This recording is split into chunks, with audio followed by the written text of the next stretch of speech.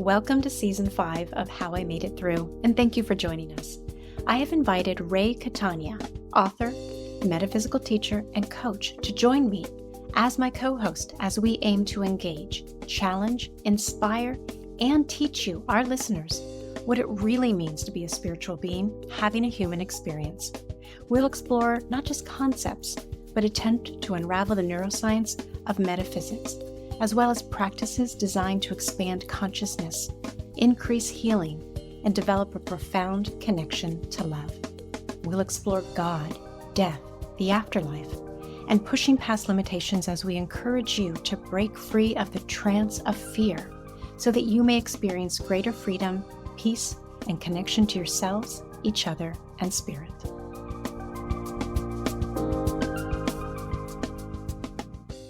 Today, I have the honor of interviewing my friend, Matthew Kessi. So I'm going to go ahead and be looking down at my phone to read his very brief bio, and then I have lots of questions. So Matthew Kessi is a travel writer, nature photographer, and practical mystic. His superpower is leading people through their own wilderness to the liminal space of nature's intelligence, where self-clarity begets healing, wellness, and awakening. Originally from Oregon, Matthew lives in Seattle today. His website, kessiworld.com, integrates travel, nature, and spirit, and that is K-E, 2 S's as in Sam, I. Welcome. Thank you for having me. Yeah, it's great. It's great. So we have known each other. I moved up to the Pacific Northwest with our mutual friend, Peggy. Well, I didn't move up with her, but I moved up and then moved in with her. And the reason I moved up in large part was because I met her in 2000. So we've known each other 24 effing years. Wow, that's amazing.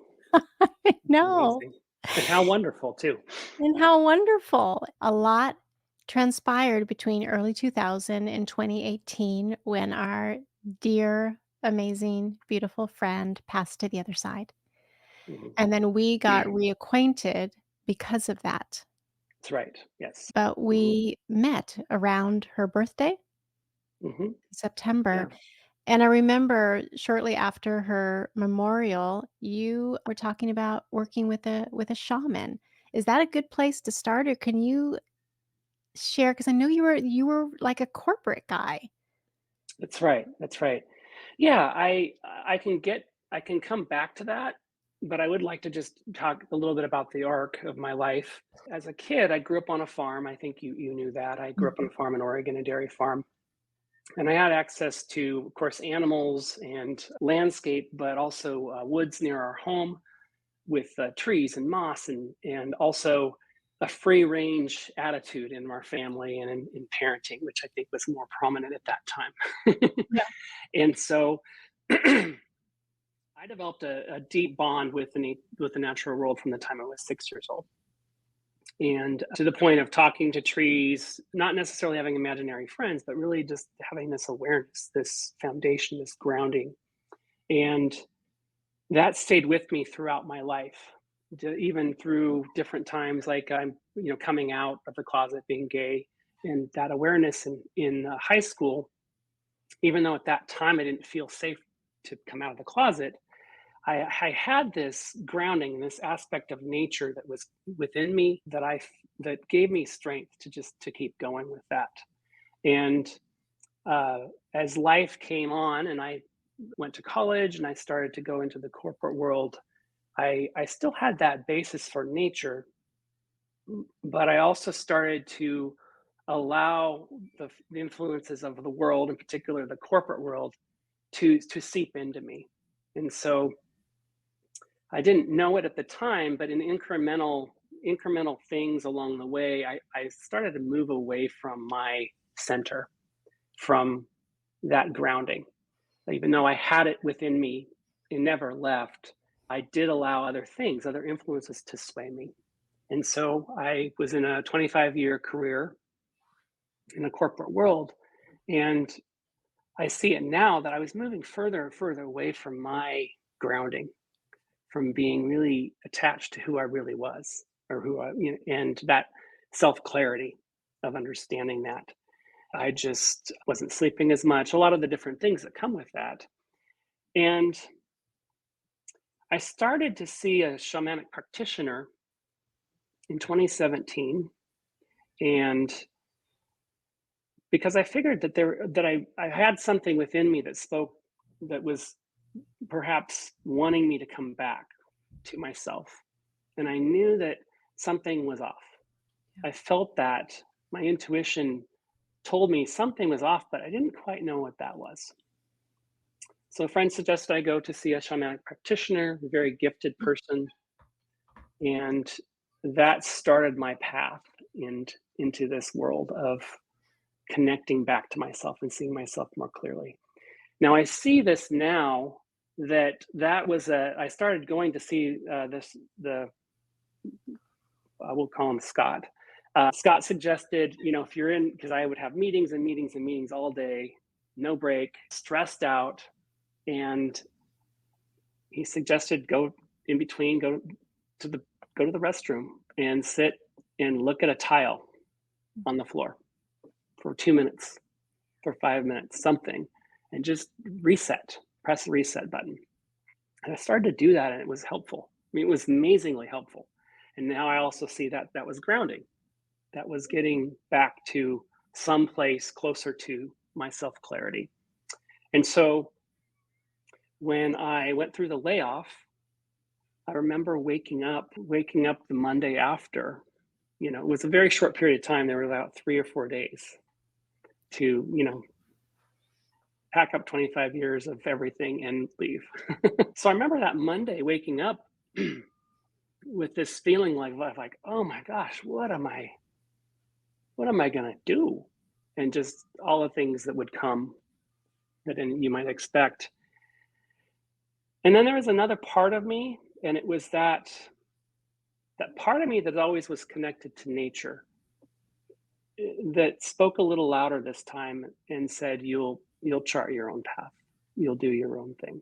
And so that was my path to starting to trust my intuition, starting to trust a new course in my life. And Peggy passed away in the summer of that year, 2018. So I was still working in my job, but that was that overlap time of working with the shamanic practitioner. And so that's when we first met. And then I think by the time we came together for a reunion, I was out on my own at that point. Yeah. 2018. Thank you for sharing that and the clarity of that. And there's so many things I appreciate about you saying that. One is that it can feel, I think at least there's the perception that they are sort of the woo-woo people and they live an alternative lifestyle. And then there are people who live more of a mainstream lifestyle. And of course, there, are more programs for mindfulness and wellness, and that's fantastic. But I love the specificity of go to the bathroom and for 2 minutes, focus on a tile. But to slow it down, can you define what a shamanic healer, or excuse me, you said shamanic practitioner is? Can you define that? To my knowledge, a true shaman actually channels spirits and has to have a lot of training because they're really and they're mostly practicing in Mongolia and Eastern Asia, some of those places. And so in the world that we live in, the shamanic practitioner takes some of those practices and they use it, but they're not actively channeling typically their ancestors or in that all-consuming way. What are some of the other principles that he brought to the work with you that feel instrumental to your awakening? Well, I would say what he helped me with was seeing myself clearly and trusting in myself. And so his work was really about polishing off that intuition or dusting it off, waking it up, and then empowering me to go with that towards my own work, towards grounding and towards nature. Yeah. And so I'm very thankful for that he left that space open. He wasn't trying to teach me. He really got out of the way and let his spirit, let his knowledge, his inspiration come to me. in a way that let me walk down the path on my own and develop my own spirituality. Two of the terms you used were practical mystic, and I want to know the difference between a mystic versus a practical mystic. I think you're already intimating a lot about that. And then what does awakening mean to you? So start with whichever question you want. Sure.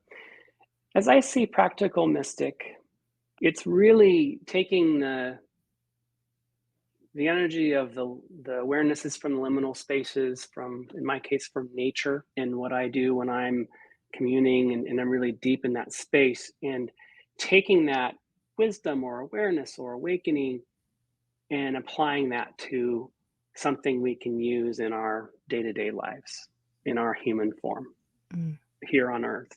And so an example would be, look at the tile. In my case with nature, so with Scott, that was looking at a tile in the bathroom. For me, with nature, it's about go touch your houseplant and connect with your houseplant, or go out on a lawn barefoot and just Mm. walk around on a squishy lawn for just 5 minutes. And that's grounding. That's nature. That's Yeah. connection. Yeah. And using the senses and doing something that is really tangible. You can literally feel the squishy lawn with your toes. So Mhm. that's how I see a practical mystic. That's great. You used Yeah. this word a couple of times and you used it in the bio you shared that I read. Liminal. Say more about liminal. Liminal to me is an unexplainable kind of energy or realm that's around us that we live with, but it's not always explainable or apparent. And so some tangible ways to put that is when we see a sunset that's like technicolor, Mhm. or flowers on a tough day. When you get someone sends you flowers and you just see that, and it brightens your spirit. It's that space uh, of not having to understand, not having to attach words to it, but really feeling it. And in that liminal space in nature, which is where I am at a lot, there's this overwhelming understanding of belonging. When you go to that liminal space, you attach to that aspect of belonging. And the other things we see in nature are resilience. Things are always changing. Mhm. Nature's not stagnant. You might see a pond and you think, well, it's just there, but there's lots going on under the surface. I call it nature's intelligence Mm. that is just more powerful. Some people might call Mhm. it divine, they might call it God. And it's that edge. Everything, Matthew, that you're talking about just feels so accessible. So good. Yeah. So talk about your work, and I'd love to hear some of your spiritually transformative experiences or anything you want to share to help illuminate and paint a picture so people really understand the power of what you're doing. My work and my calling comes from my own experience, understanding that the more grounded I get, the more I spend time in nature, the more this pea brain or this part of me gets to wake up. And so my work is to help people wake up, help people find that intuition again, because so much of our, even my experience in the corporate world, basically constantly told me to not listen to my intuition. Yeah. Don't listen to that, do this instead. Yeah. And so I've lived that, I understand that. Mhm. Even family structures, was Irish Catholic background, so even family structures tell you different things other than what your true nature is. Mhm. And so my work is really about waking people up, because that's, I've had that experience as well. And because nature's unbiased, it's the purest form. We come from the natural world. We're literally part of nature. We're interdependent, even though even though today we don't necessarily see that as a culture, but it's about going back to that thing that we really never lost. Like for me as a child, I never really lost that connection, Mhm. but the clarity got murky. Yeah, it's a good It way got of saying murky. it. That's a good way of saying it. Yeah. So my work is to help people get that clarity back. Okay. Tell me about these 6 questions.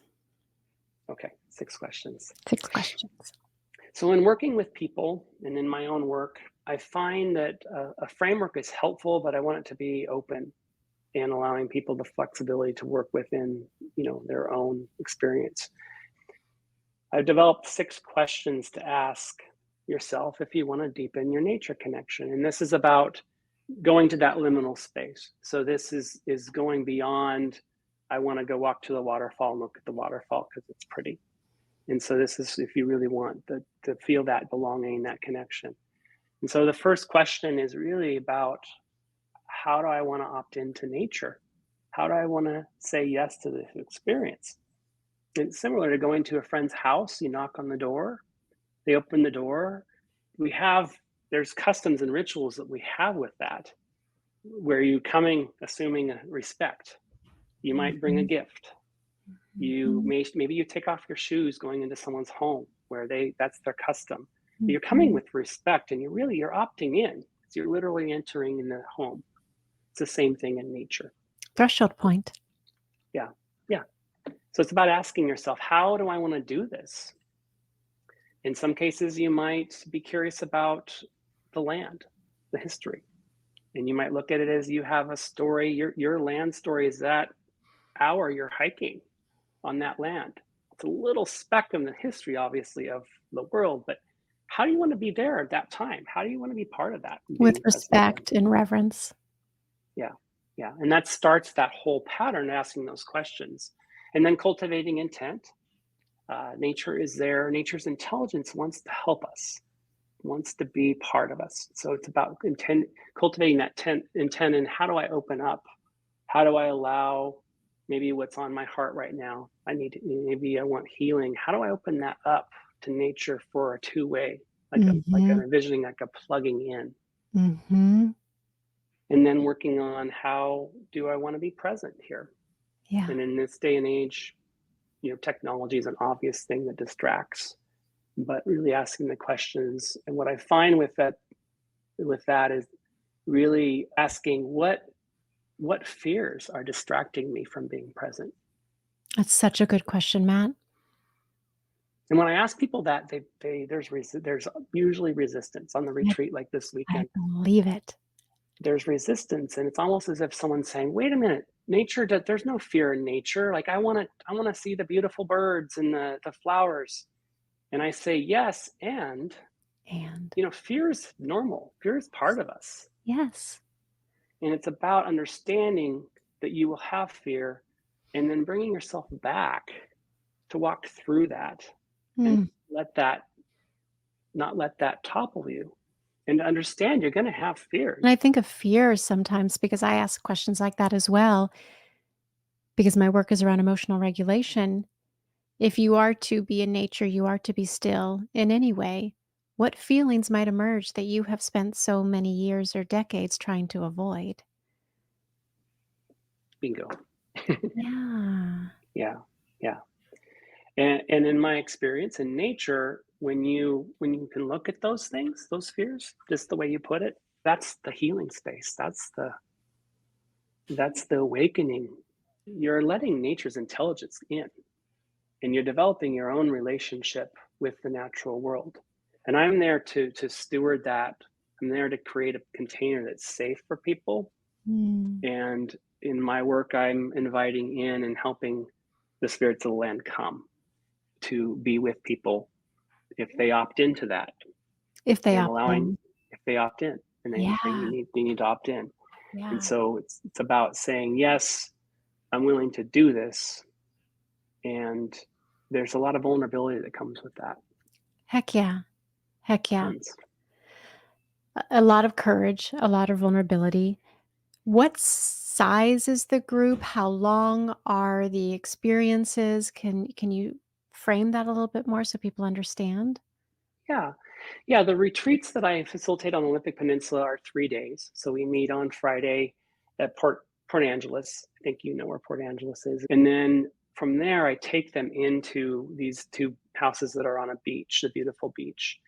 And so it lasts 3 days. And so I use the framework of the 6 questions to ask yourself to facilitate activities around each of those things.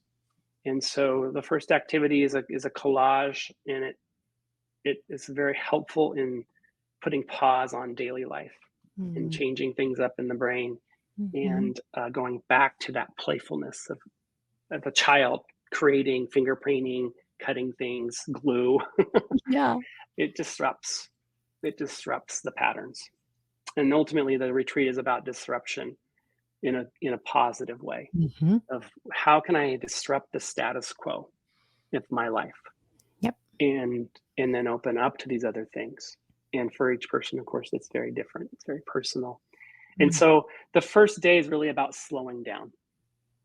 And I don't pretend to understand all the science of it, but my inkling is that the brain slows down drastically. Drastically slows down. And in that space, it's like a and in that space, nature's intelligence knows what to do. The mystery is there. And I navigate through, keeping people in a safe space, but also helping them fine tune that intuition and awaken that intuition. And so depending on what a person may need, if they're looking for healing, if they need support from ancestors, the ancestors can come in a safe container if they're ready for that. People sometimes aren't ready for that. And well, I want to stay there. So I had asked some spiritually transformative experiences or, to the extent that you want to share anonymously what you've observed in others. How many people do you take on the group, and what does that mean? Connect with ancestors? It's from 1 to 4 people, so it's a very intimate group. Nice. And it really depends. What usually happens is we work on cultivating intention, but I do an exercise around using keywords so that there is an expectation around, I'm going to do this. Because the mystery the mystery all the time has maybe has different plans. So it's about just kind of keywords and opening up. But typically in the space, someone might come to the awareness of like, oh, I still harbor feelings towards my mother that passed away, and still am angry. So that might be an example. And so by slowing down and then continuing to go deeper into nature, which is your own nature, continuing to waken up that intuition, then that person can bring forward the intuition of like, oh, I am really angry with my mother, and I wish I could say these things. And so if it's within the framework that's safe spiritually, emotionally, mentally, physically, the spirit of the ancestor could come, the mother can come. And in this space, in this container, the person can experience their mother's love, for example. They can express the things they want to express. They can just feel. And in that world, nature's intelligence is working. The spirits of land are around that, and they're supporting that exchange, and they're supporting that healing. And so I'm helping that, and I'm supporting that, but ultimately it's the person's relationship with nature. But when you can deepen and slow down and cultivate intent and opt in, if you ask these questions, then you get to that place where you can be open to have this exchange. And in that case, with healing, it's an immense privilege. It's an honor to get to be part of that, to hold that. And sometimes it's around awakening. It's around ideas. I check in with everybody, usually a few weeks after, and then a few months down the road. And again, as wanting to be practical work, I want something. One of the things that we do to really take hold in the person's life going forward, and that's always the case. There's 1 or 2 things, and always the theme is that people don't look at nature the same way again. I can't wait for my brother to listen to this because we grew up in Northern California, so we had redwoods behind our house. Beautiful. And yeah, and we grew up in a really challenging home. And so we would escape. We didn't know the other was doing it, but it wasn't until we were adults that we even recently have talked about what those redwoods meant.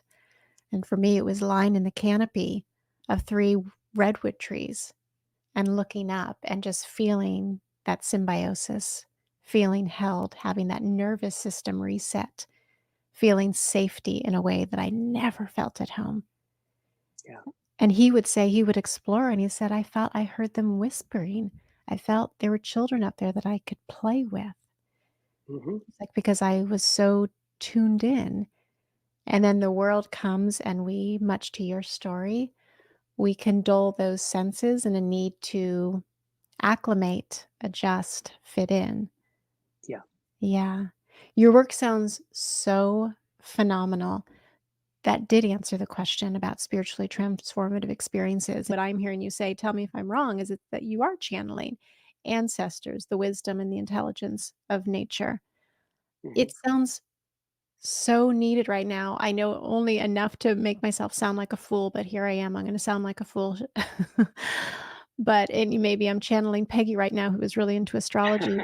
But right now, and it's been for a while, Uranus is all about changing the status quo, right? Like we got to push Hmm. through boundaries of what we thought we should be doing and who we are, and let's continue to inspire and challenge, disrupt, to use your word. That's all your Uranus energy. And right now, I believe it's conjuncting with Jupiter, which is all about abundance. So it's Mm. like it's magnifying it. And when I think about your work, it feels like the most perfect example of a Uranus Jupiter conjunction. Like, come on, you guys, it's here. And we need to pay attention, not for ourselves, but for the earth. And to use my word, that interdependence, symbiosis. So I'm just Hmm. really impressed that you have made this happen. I would describe yourself and myself included on a soul path of teacher healer, Hmm. that you've come here for a reason and you are stepping into it because you are listening to your intuition. And what I'm noticing as I'm watching you and listening to you, you've talked about the part of the brain, but every time you say nature or yourself, you do this.